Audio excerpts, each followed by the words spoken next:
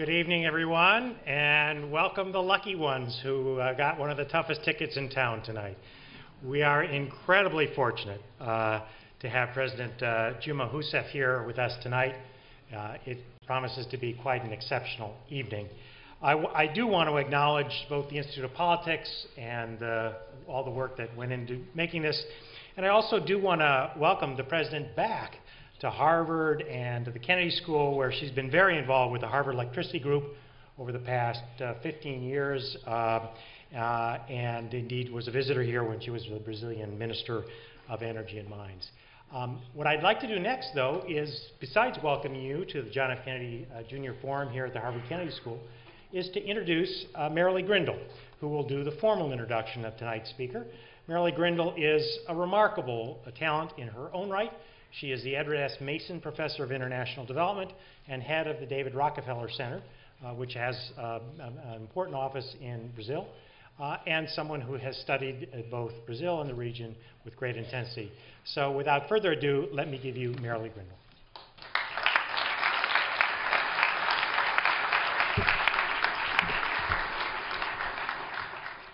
Thank you very much, Dean Elwood.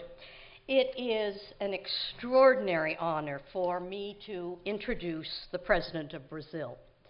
Brazil is much in the news and much on our minds these days. It is a dynamic country that is growing rapidly and dealing effectively with some of the most difficult issues of development, whether those are poverty alleviation, health, education, the environment, or energy. Here at Harvard, we take Brazil very seriously.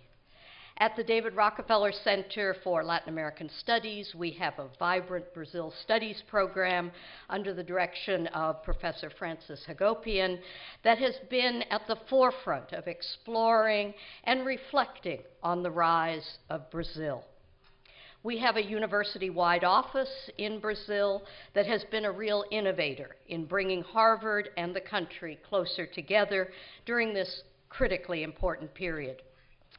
President Dilma Rousseff characterizes Brazil on the rise. She is the first woman head of state in Brazil. She is a social democrat, an advocate for inclusive growth, a leader in discussions about energy development, and most recently, a pioneer in higher education to promote science and technology. Her career is impressive. She became active in politics at the age of 16 when she took part in protests against the military regime that ruled Brazil from 1964 to 1985. As a consequence of her activities, she was imprisoned for almost 3 years and tortured. When she was released, she resumed her studies and earned a degree in economics. She began a professional career as an economist, but also continued her life of political activism. She became one of the founders of the Democratic Labor Party, and she held a large number of important posts at municipal and state levels in Brazil. She joined the Workers' Party in 2001, and when Luiz Inácio Lula da Silva was elected president, he selected Ms. Rousseff to be Minister of Mines and Energy. In that position, she led a redesign of the country's electricity sector and encouraged biodiesel research and production. In 2005, she was selected by President Lula to be his chief of staff, and she played a decisive role in coordinating the Growth Acceleration Program to promote investments in infrastructure. On October 11th, 2010, she was elected President of Brazil with almost 56 million votes. She took office on January 1st, 2011. Bem-vindos, Presidenta Rousseff. We look forward to your remarks.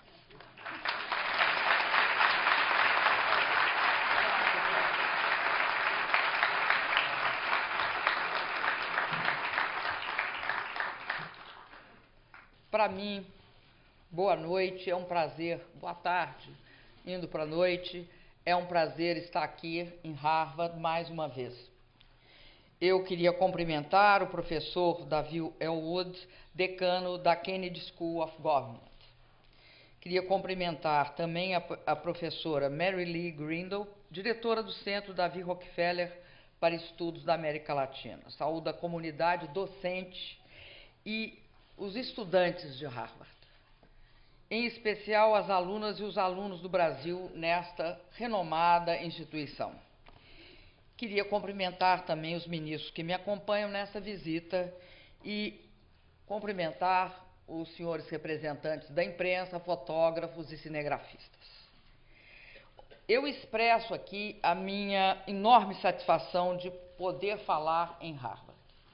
Eu conheço a importância dessa instituição porque, como ministra de Minas e Energia do Brasil, a ela recorri para que nós pudéssemos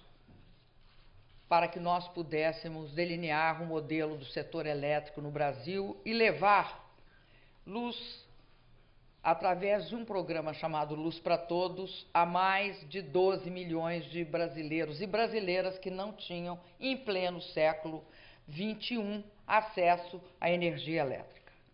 Agradeço mais uma vez ao professor Ashley Brown, que coordenava, naquela época, o grupo de apoio ao Brasil nesta área. Eu estou também muito honrada de estar aqui porque, pela primeira vez na história, Harvard está sob a direção de uma mulher, a reitora Drill Faust.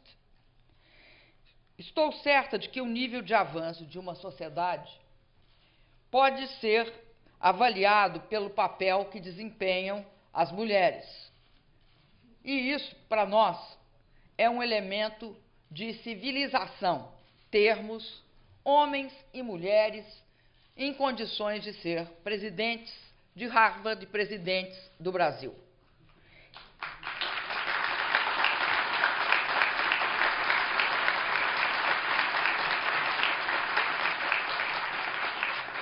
Agradeço à instituição Harvard Kennedy School of Government por permitir que eu compartilhe com vocês reflexões sobre o meu país, o Brasil. Nós, brasileiros, temos muito orgulho de fazer parte das chamadas nações emergentes, que, na verdade, têm sustentado o crescimento econômico nesses últimos anos. Nós, de acordo com o Fundo Monetário Internacional, os países do BRICS, Brasil, Rússia, Índia, China e África do Sul, respondemos por 56% do crescimento global. Mas a posição que o Brasil ocupa decorre fundamentalmente das transformações sociais, econômicas e políticas que tiveram início quando o presidente Luiz Inácio da Silva foi, em 2003, eleito no Brasil, mudando uma situação política e chegando, pela primeira vez, como um líder metalúrgico à direção do governo brasileiro. A partir daí e até o meu governo, nós, dessa última década, praticamente uma década, nós tivemos mudanças muito importantes, que levaram à estabilidade econômica, ao crescimento, à inclusão social com distribuição de renda. Talvez o Brasil seja um dos poucos países do mundo em que a desigualdade, ao invés de ampliar, encurtou. E isso nos orgulha muito, porque nós temos certeza que este é um processo crucial para dar estabilidade política, para dar estabilidade social, mas, sobretudo, como uma força impulsionadora econômica de grande porte. Levar 40 milhões de brasileiros e brasileiras às classes médias significa, para o Brasil, como agregar uma Argentina no seu mercado consumidor, no seu potencial de fornecer empreendedores e também na capacidade de trabalho do país. Nós também conseguimos estabilidade macroeconômica. Colocamos a inflação sob controle e as variáveis que informam a robustez fiscal de um país, elas melhoraram muito. Sobretudo, o Brasil era um país com uma grande dívida pública. E é importante sinalizar que a relação entre dívida interna líquida e produto interno bruto, que em 2002 era de 60,4%, é hoje de 36,5%.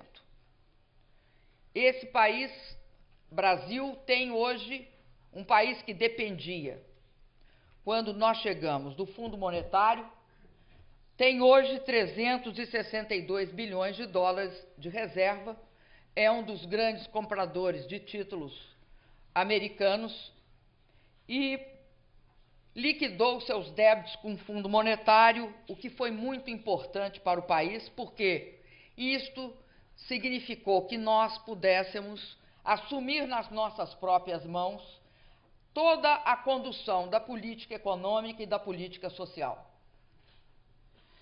E nós passamos de devedores a credores do fundo. Mas eu vou reinsistir. O aspecto mais importante desse processo, o aspecto que dá grande força e sustenta o crescimento da economia brasileira, é a chegada de 40 milhões de brasileiros às classes médias. Isso é um fator de muito dinamismo na nossa economia. Durante muitos anos, era voz corrente no Brasil que não era possível ter crescimento econômico e resolver a questão da imensa desigualdade social que caracterizava o meu país. Nós não resolvemos ainda essa desigualdade. Nós estamos no caminho de resolver. E ainda temos 16 milhões de brasileiros que nós sabemos onde estão e quem são, e isso vai nos permitir assegurar que, pelo menos, tenhamos condições, porque temos políticas e tecnologias e programas adequados para hoje tirá-los da pobreza. Nós viemos criando em torno de 2 milhões de empregos por ano. E temos uma expansão do consumo a uma taxa superior a 8%. E por isso, esses 8% decorrem justamente do fato de que essas pessoas chegaram à condição de consumidores. Nós também democratizamos o crédito e demos acesso a contas bancárias a milhões de brasileiros. Construímos uma poderosa rede de proteção social. Eu acredito que o Brasil seja hoje um país que, na área de políticas sociais, tenha conseguido armazenar um arsenal de tecnologias capazes de influir diretamente na questão da desigualdade. Essa rede de proteção social, ela abrange idosos, mulheres, afrodescendentes e outros segmentos discriminados, além, obviamente, de uma política social extremamente inclusiva, que passa, por exemplo, por garantir agora, neste final de 2012, que nós tenhamos uma situação de universalização da energia elétrica. Quando eu cheguei ao Ministério de Minas e Energia em 2003, praticamente 12 milhões de brasileiros não tinham acesso à energia elétrica e todos eles viviam no segmento rural. É impossível ter desenvolvimento econômico sem acesso aos bens da civilização, os elementares bens da civilização, que é a luz elétrica. Nós também ampliamos nosso sistema educativo, chave e principal alavanca da inclusão social. E assim nós melhoramos o acesso e lutamos sempre sistematicamente para melhorar a qualidade da educação, da creche ao pós-graduação. Nós não achamos que tenha uma fase mais importante que a outra. Todas elas formam a continuidade da nossa capacidade de tornar acessível à população brasileira ensino de qualidade. Isso significou a regionalização de universidades, de escolas técnicas e significou também uma volta a métodos mais adequados para avaliação das crianças e dos jovens. Nós voltamos a avaliar algo que não era a praxe no Brasil.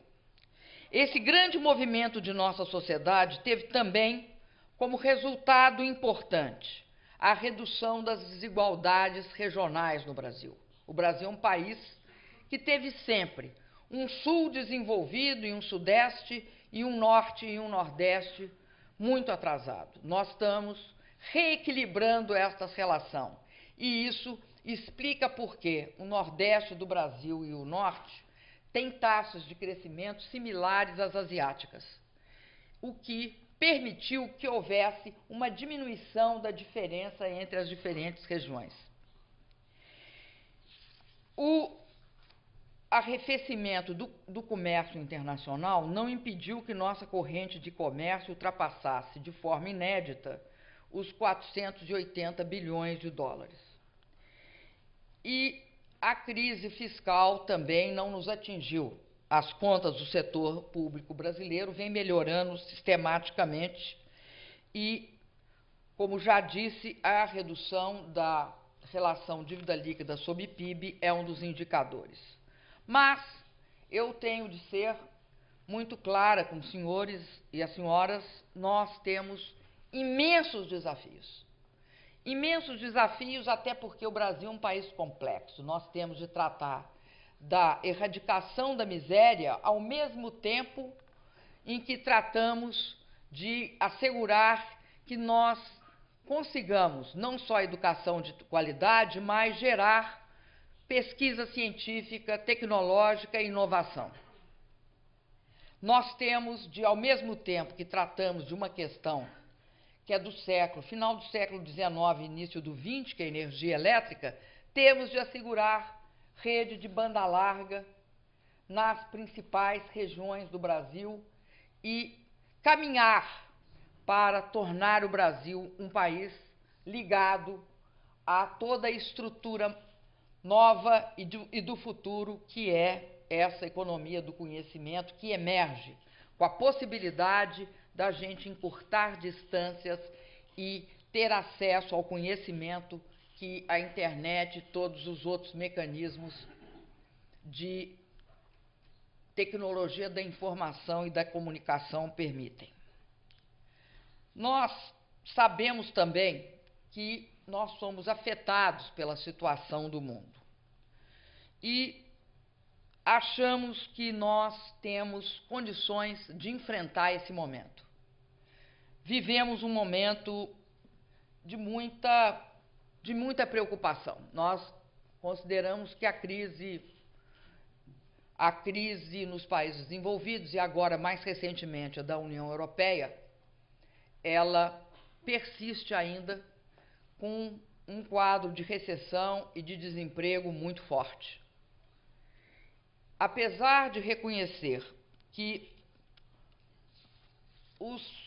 as ações dos bancos centrais, principalmente do Banco Central Europeu, melhorou muito a situação, nós sabemos que ainda persistem várias ameaças. De fato, os bancos centrais impediram que houvesse uma crise aguda de liquidez.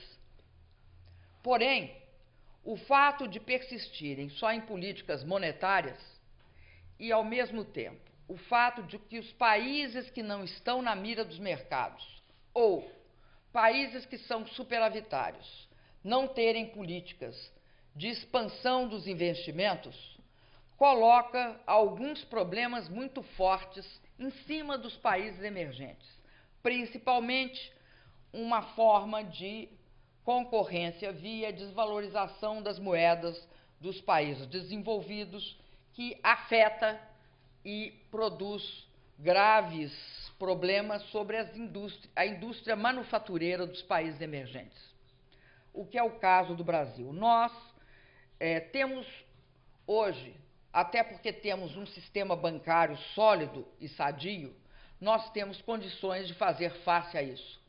Mas consideramos que esse fator, só políticas monetárias e não só políticas de consolidação fiscal e não políticas de expansão daqueles que podem, não contribuem para a retomada do crescimento nem da prosperidade. Além disso, temos um problema sério, que é o preço do petróleo num quadro de recessão da demanda dos países desenvolvidos, que vai contribuir para impedir também a retomada do crescimento. Mas, de qualquer jeito, eu queria sinalizar que o Brasil, este ano de 2012, está melhor situado do que no ano passado. Nós tivemos, no ano passado, de fazer uns rearranjos na nossa política macroeconômica e estamos, neste ano, prontos a crescer, de forma mais significativa do que crescemos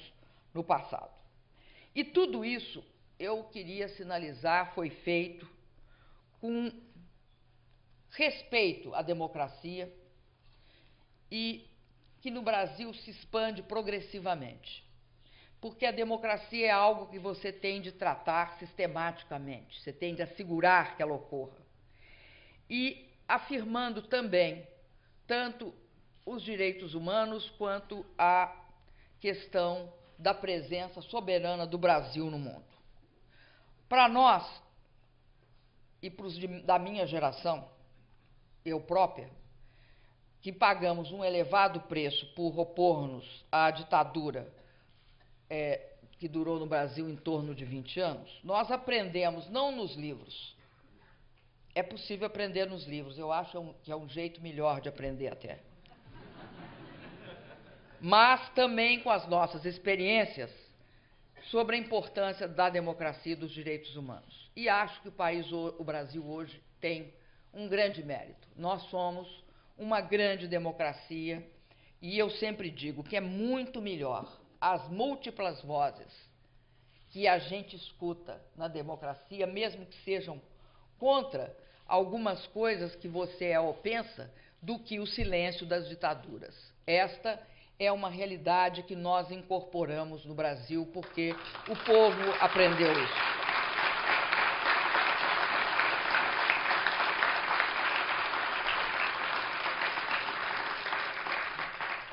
Nós, no passado, vivíamos sempre de costas para a nossa região. Nós só olhávamos o mundo com uma ótica eurocentrista ou também só focada nos Estados Unidos. O Brasil mudou bastante. O Brasil hoje olha para os seus vizinhos, para a sua região. Nós vivemos há 140 anos em paz com os nossos vizinhos e acreditamos que a cooperação com os países latino-americanos, caribenhos, é estratégica para a nossa região. Temos hoje uma relação sólida e percebemos claramente a importância dos Estados Unidos para o Brasil. Nós achamos que nesse mundo multipolar que está surgindo, os Estados Unidos terão um papel estratégico. Primeiro, por alguns motivos muito simples. Primeiro, porque os Estados Unidos têm uma economia flexível, que sempre foi capaz de enfrentar as crises. E, segundo, porque é um país detentor da liderança nas áreas de ciência, tecnologia e inovação. E terceiro, porque as forças democráticas que fundaram esse país tornaram esse país com grande capacidade de reação. Eu tenho certeza que, para o século XXI, do ponto de vista do Brasil, nos interessa essa parceria. E interessa essa parceria e ela tem um lugar especial, na medida que somos as duas democracias, grandes democracias desse hemisfério.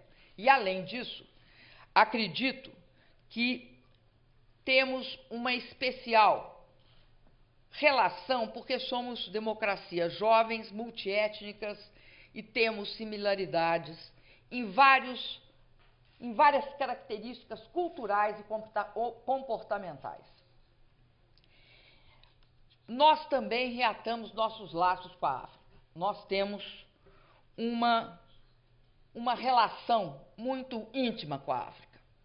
Nós achamos que a raiz, e reconhecemos isso e nos orgulhamos disso, a raiz de mais da metade da população brasileira está lá, está na África.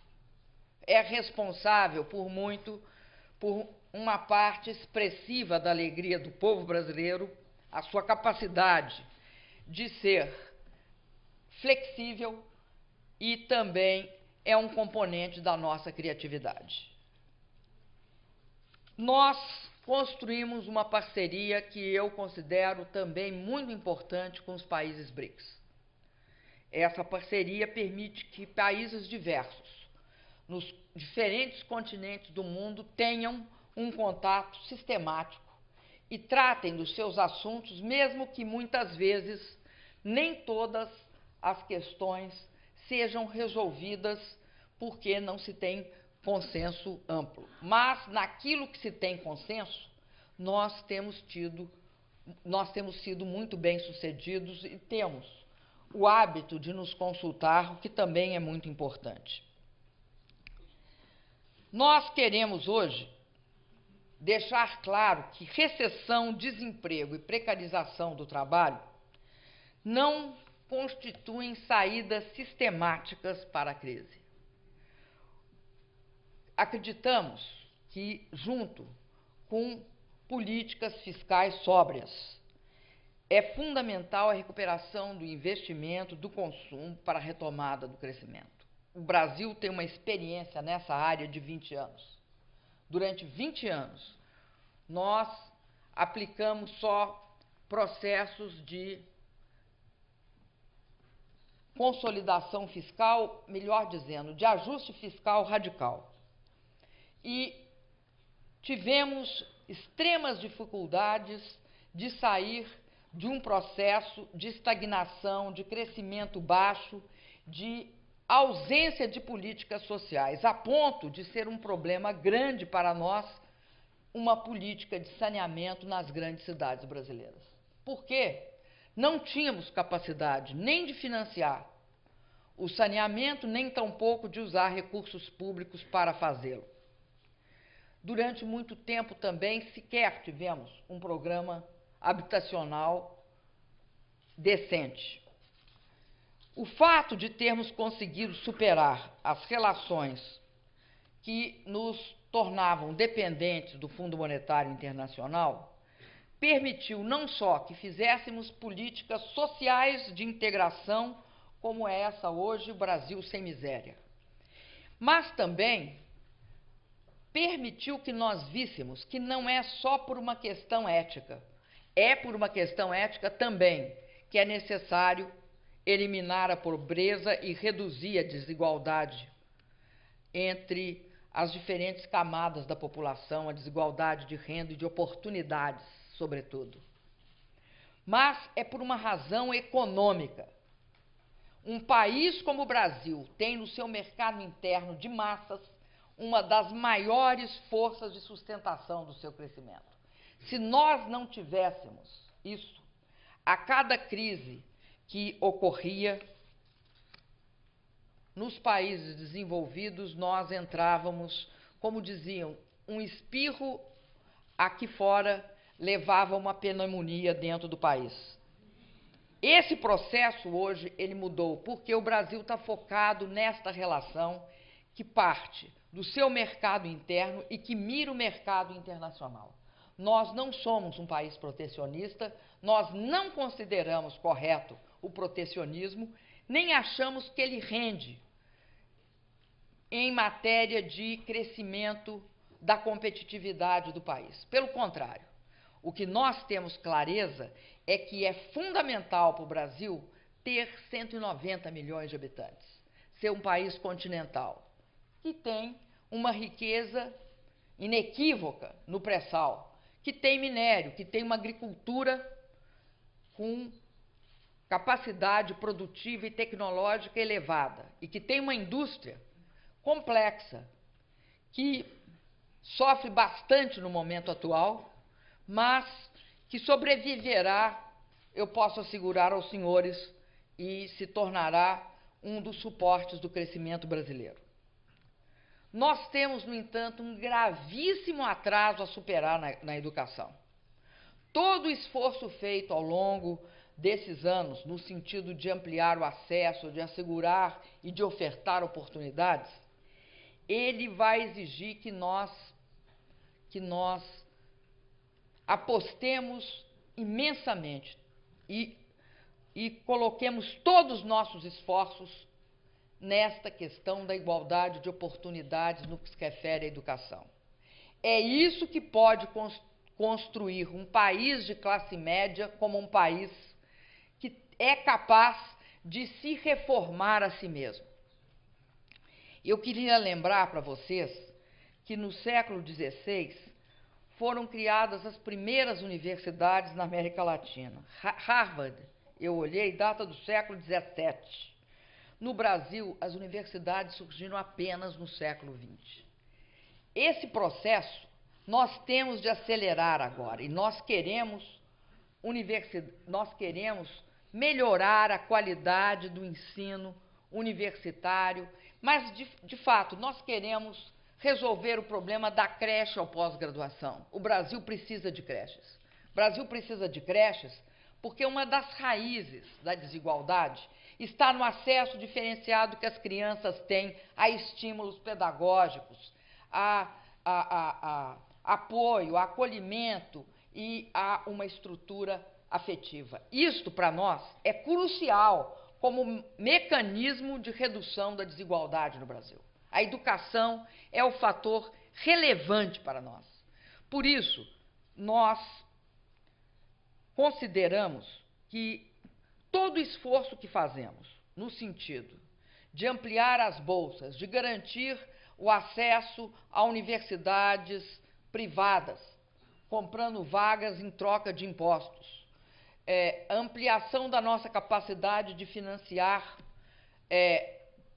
o estudo em universidades privadas, juntamente com a expansão das universidades públicas e a interiorização dessas universidades, são momentos e são passos nesse processo. Mas agora, trata-se também de assegurar que alguns déficits que nós temos sejam resolvidos, que alguns modelos de articulação entre a pesquisa científica que existe dentro dos institutos de pesquisas e das universidades brasileiras seja muito vinculada à questão da inovação.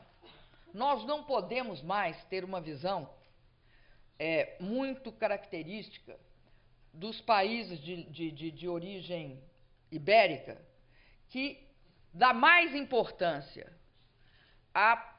não que elas não tenham importância, mas dá mais importância a uma publicação do que a uma patente. Nós temos de dar importância a patentes. E o Brasil precisa de fazer um imenso esforço para que esse processo se complete dentro dessa dupla característica. Amplia oportunidade, garante mais acesso e melhora a qualidade.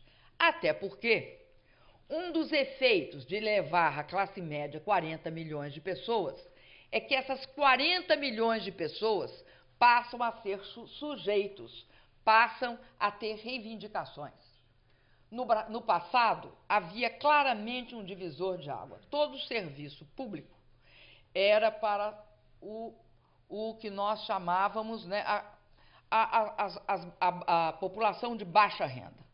Todo serviço, por exemplo, de educação e de saúde privado, era para a população de classe média alta e para as camadas mais ricas. Agora, o que está acontecendo no Brasil é que o serviço público tem de melhorar a qualidade. Isso significa que também o Estado brasileiro vai ser cobrado no sentido de garantir e de assegurar uma qualidade do serviço público que ele jamais teve antes. O Brasil mudou. Quando se mexe com milhões de pessoas, se eleva a renda e se cria oportunidades, essas pessoas também tornam-se críticas, são capazes de reivindicar. E nós, governantes, temos de dar a resposta, a não ser que queiramos que essas pessoas não apoiem as políticas dos governos. Por isso, eu acredito que nós estamos no bom caminho com o programa Ciências Sem Fronteiras. Por que ele é um bom caminho? Porque nós sabemos que as grandes empresas brasileiras, elas são capazes de gerar, através das suas universidades corporativas e dos seus contatos e das suas relações com instituições internacionais, elas são capazes de formar seus gerentes, elas são capazes de gerar a tecnologia que lhes interessa. Né? O Brasil tem experiência nessa área, por exemplo, com o CENPES da Petrobras, que é um dos centros que gerou conhecimento para que nós achássemos petróleo a 7.000 metros abaixo da lâmina d'água. No entanto, o que nos interessa com o programa Ciência Sem Fronteira é garantir e assegurar e progressivamente ampliar isto. Essa primeira etapa, com 100.000 estudantes, é isso, é uma primeira etapa. Outras seguirão. Porque o que nos interessa? Primeiro, é garantir que estudantes tenham acesso às melhores instituições, estudantes de graduação. Mas, além dos estudantes de graduação, professores e doutores que possam utilizar as oportunidades dadas por uma bolsa bancada pelo país para estudar no exterior e trocar experiências. Mas, além disso, nós queremos trazer pesquisadores sêniores e júniores para ter uma relação com o Brasil. Nós achamos que o que caracteriza esse século XXI e esse é o grande esforço que nós vamos fazer, é assegurar que seja possível essa trajetória em que o Brasil tem de correr muito para estar à altura dos desafios que se nos apresentam no caso da ciência, tecnologia e inovação. Eu queria aproveitar a oportunidade para agradecer às autoridades dessa instituição pela disposição de facilitar o nosso projeto no Ciências Sem Fronteiras. Eu queria também, finalizando a minha intervenção, falar da importância que nós atribuímos à Conferência da ONU Rio+20. A Conferência da Rio+20 vai estudar, vai discutir e vai trabalhar um novo paradigma para os próximos anos no que se refere a desenvolvimento. Vejam vocês que, além da Conferência das Partes sobre a mudança do clima da ONU, que ocorreu em Durban e se seguirá no final deste ano, nós temos a Conferência do Rio+20 e temos também a Conferência da Biodiversidade na Índia, em Hyderabad. Mas a Conferência Rio+20 é uma que foca não só nem na mudança no clima, nem na biodiversidade. Ela foca no conceito de desenvolvimento sustentável. E a pergunta é: qual é o desenvolvimento sustentável para as próximas décadas neste século? O Brasil e a ONU concordam em que o tema dessa conferência seja sintetizado na seguinte questão: nós podemos crescer, incluir e preservar e proteger. Ou seja, focando na importância, que eu acho que cada vez as consequências dessa crise que atinge os países desenvolvidos e muitos dos países em desenvolvimento, que é a ampliação da desigualdade social no mundo, vai tornar progressivamente o centro de muitas discussões. Portanto, nós colocamos a questão da redução da desigualdade, da inclusão social ou da inclusão em todas as áreas, com todas as oportunidades, uma questão essencial que emerge desse momento e dessa conjuntura política. Junto com isso, a questão do direito ao crescimento e a questão do respeito e proteção do meio ambiente. Nós somos um país que nessa área tem uma situação especial, eu reconheço isso. Nós temos uma matriz de energia baseada fundamentalmente em energias renováveis, o que não é o caso da maioria dos países que tem a sua matriz baseada em energias fósseis ou físseis. O Brasil também tem uma grande biodiversidade, é um dos países mais biodiversos do mundo e vê nisso um grande potencial de crescimento na área de biotecnologia e, enfim, na proteção dessa biodiversidade. Ao mesmo tempo, nós temos as nossas florestas a preservar, os nossos grandes rios a proteger.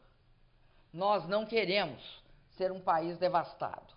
Nós temos a maior reserva florestal do mundo na Amazônia, mas temos também um bioma como o Pantanal e outros.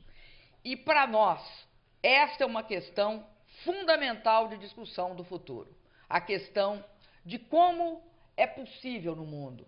Um mundo que tem de usar a tecnologia para isso, que tem de usar também a vontade política.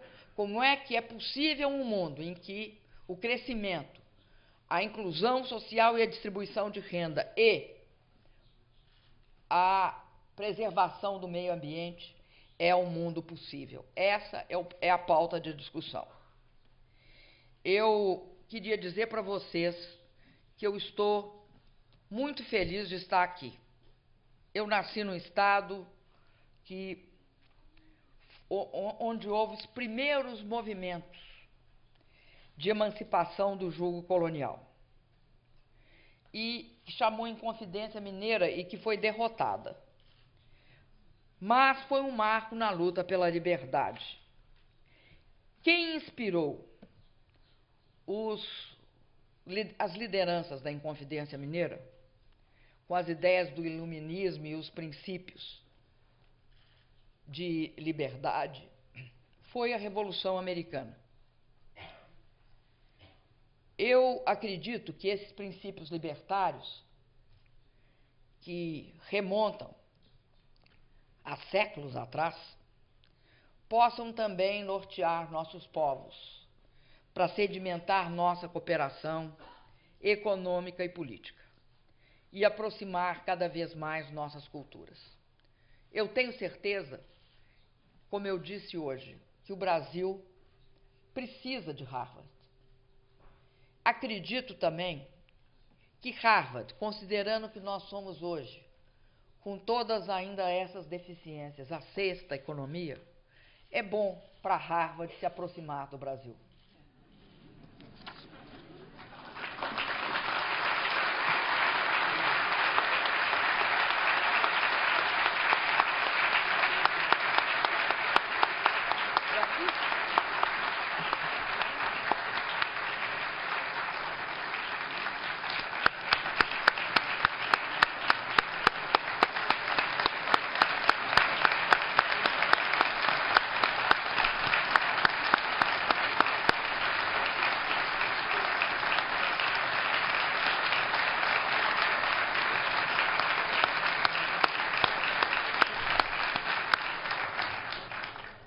Thank you very much, Madam President, for that inspiring talk and powerful vision. So President Youssef has agreed to take a few questions. Her schedule is very, very tight tonight, so we'll be able to just take a few.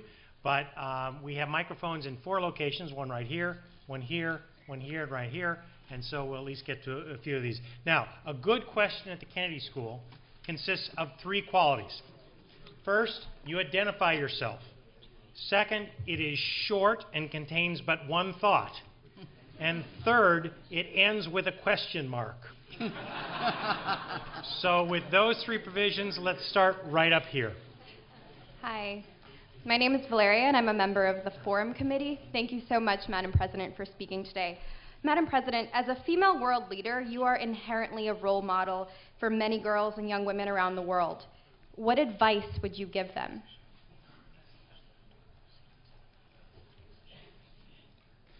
Could you please repeat the question? Absolutely. Because you don't have translation. Your English is great, by the way. So, Madam President, as a female world leader, you are inherently a role model for many girls and young women around the world. What advice would you give to them?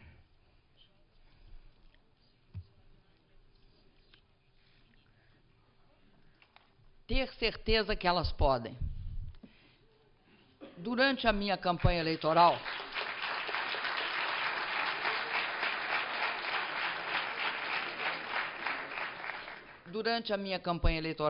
aproximou-se de mim no aeroporto uma senhora com uma criança, uma moça com uma criança. Era uma menina.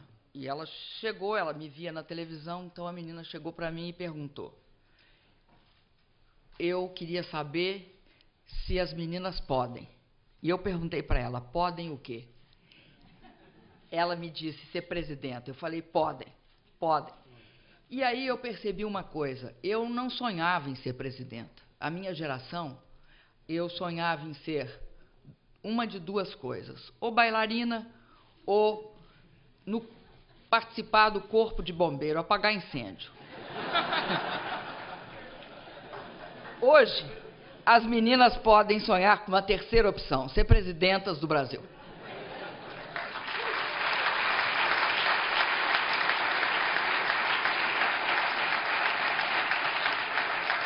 Podem também sonhar em ser presidentas de Harvard.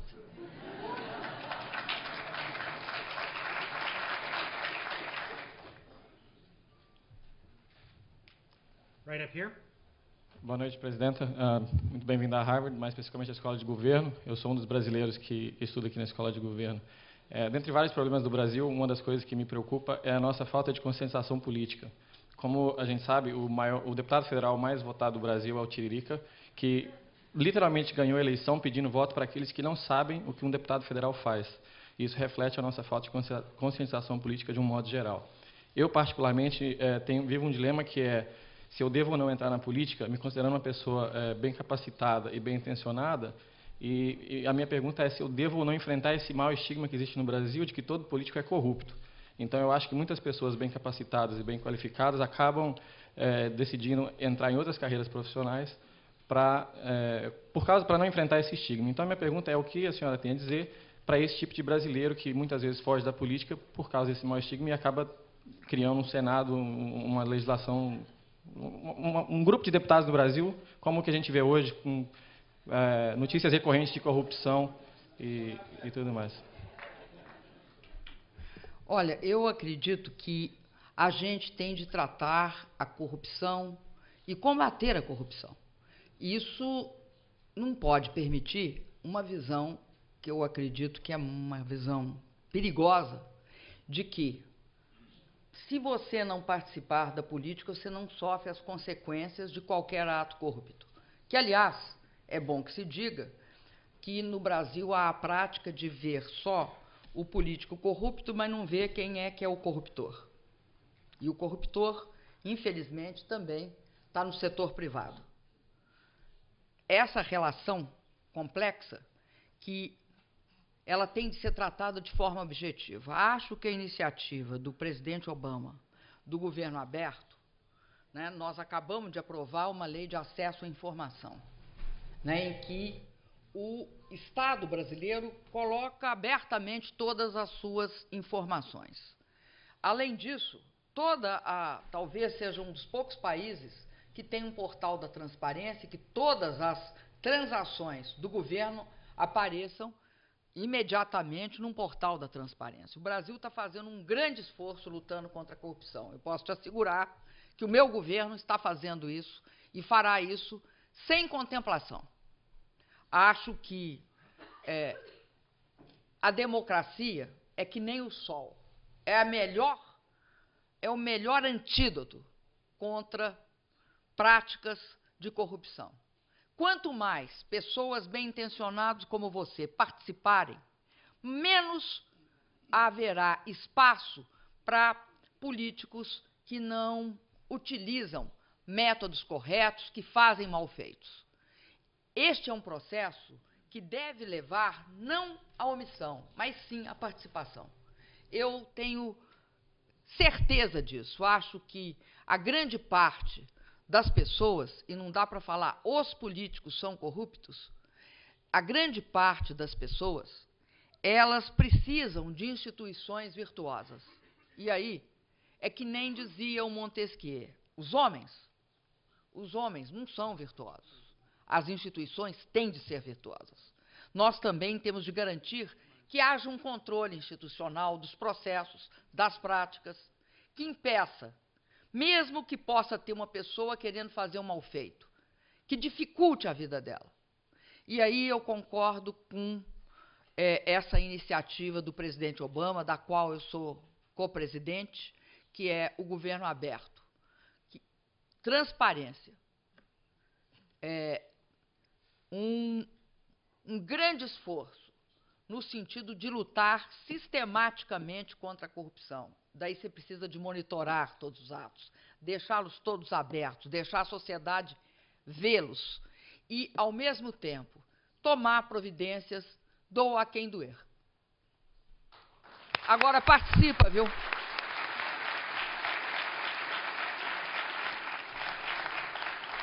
Participa.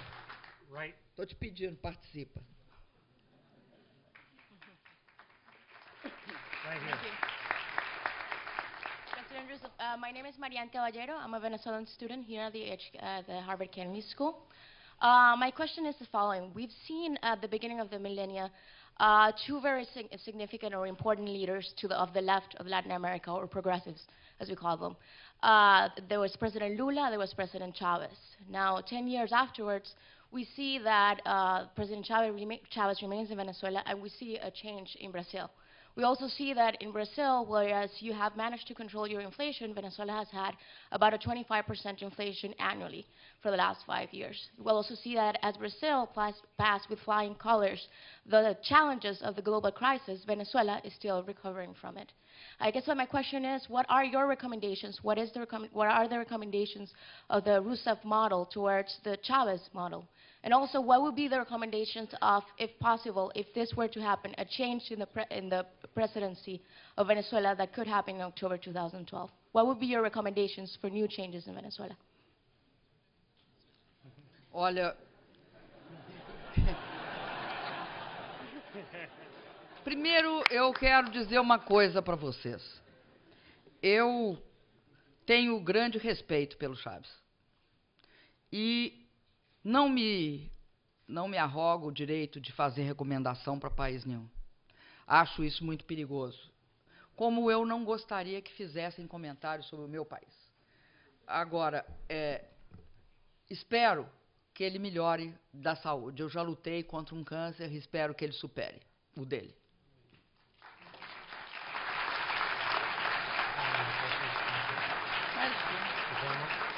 Uma ou duas, ela tinha que perguntar.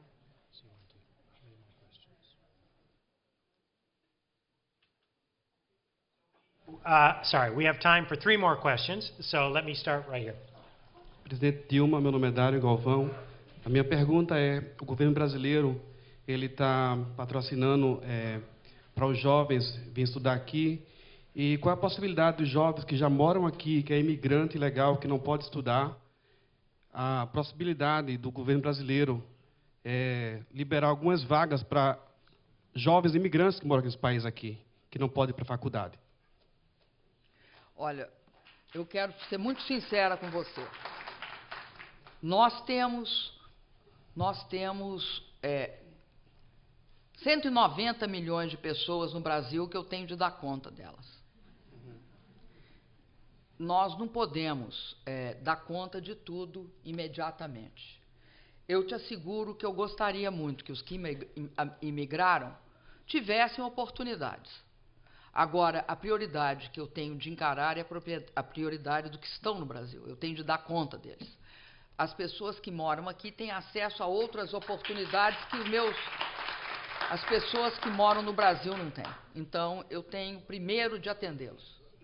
E eu quero te dizer que talvez ao longo do meu governo eu não tenha como atender os imigrantes. Eu tenho como protegê-los. Tenho como colocar todo o consulado garantindo condições, melhorando as condições, fazendo conversas com os governos no sentido de melhorar as condições. Mas eu não tenho como dar para todos os imigrados as mesmas condições que eu tenho de dar no Brasil. Não tenho como fazer isso.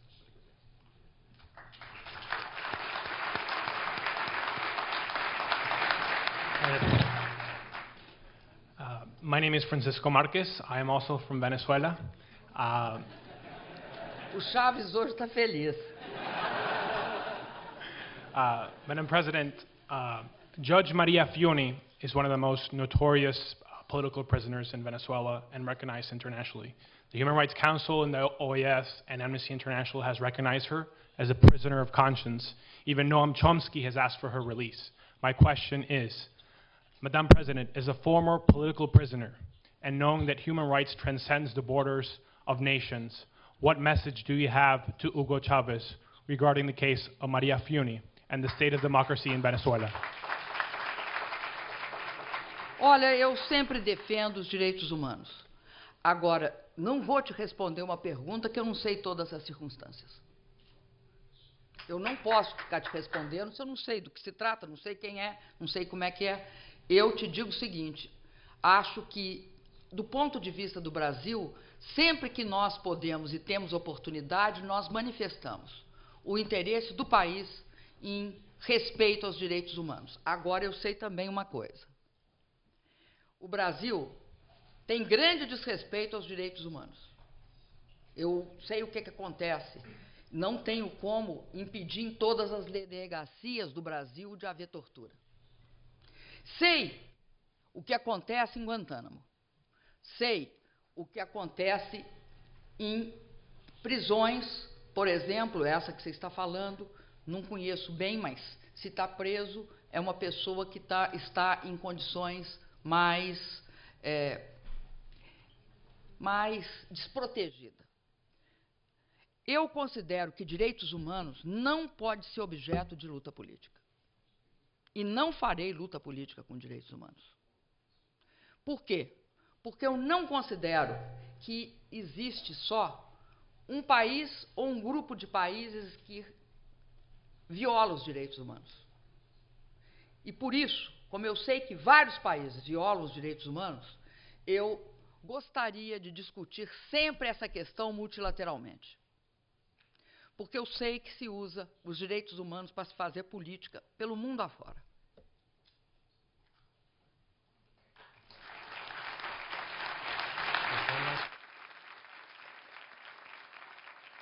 This will have to be the last question. President, my name is Mariana. I'm a Kennedy student from Argentina.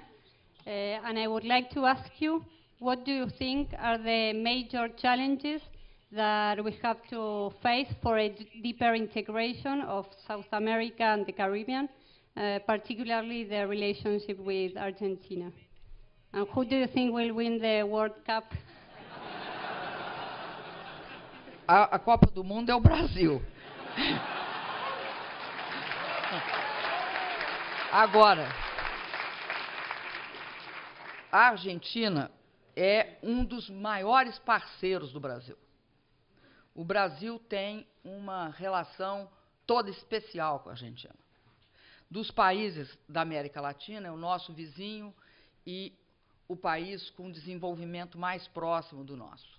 Nós estamos defendendo, não só com a Argentina, mas com o Uruguai, com o Chile, com todos os países do continente, uma aproximação que leve a maior cooperação, a integração de cadeias produtivas e a melhoria cada vez maior dos investimentos respectivos entre os países, principalmente na área de infraestrutura. É importante dizer que aquela região do mundo, ela quase toda passou por um processo de crescimento com distribuição de renda. houve uma melhoria significativa do que era o início da década para hoje. E eu considero que o Brasil tem um papel importante na América Latina. Nós não queremos ter uma relação em que nós subordinaríamos países. Nós queremos ter uma relação de parceiros e iguais dentro da América Latina. Eu acho que isso é importante e está se manifestando em várias instituições. Na Unasul, que congrega todos os países da América do Sul. Na CELAC, que congrega todos os países da América do Sul e do Caribe. E no próprio Mercosul. Nós temos de ter, inclusive, uma capacidade de melhorarmos nossas consultas, porque, geralmente, quando tem efeitos de instabilidade internacional sobre nossas economias, quando nós reagimos juntos, sempre é melhor. Tomamos decisões em conjuntos sobre políticas comuns, por exemplo, do que fazer em relação a oscilações financeiras, a problemas cambiais. E, sobretudo, hoje, temos uma visão de mercado regional e não de mercado de cada país. Tanto é que nós sempre discutimos conteúdo regional da produção e acredito que a América Latina ela ainda vai dar muito orgulho para o mundo, porque depois de décadas e décadas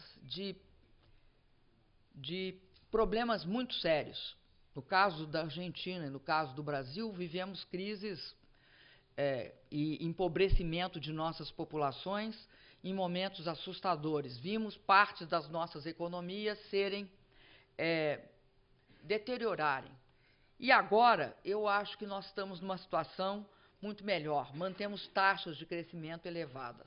A crise está nos afetando, a todos nós, em maior ou menor medida. Não temos ainda decréscimo muito expressivo no crescimento, mas a crise está nos afetando.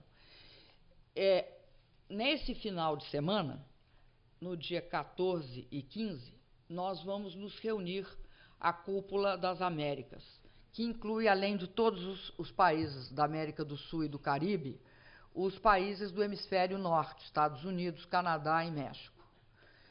E eu acredito que essa cúpula ela terá um papel fundamental em dar respostas concretas para esse momento que todos nós vivemos.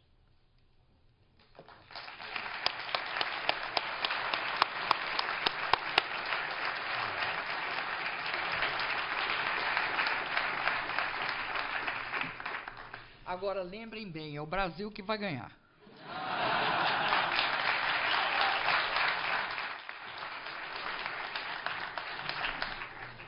President Juma Youssef, thank you so much for your words and your inspiration and your willingness to come and spend time with us this evening. I wish all of you a safe journey and safe journeys to you, Madam President. Thank you, and our best wishes on Brazil. And let me just say, Harvard needs Brazil every bit as much as Brazil needs Harvard, and we're going to make that happen. So thank you very much all for being here.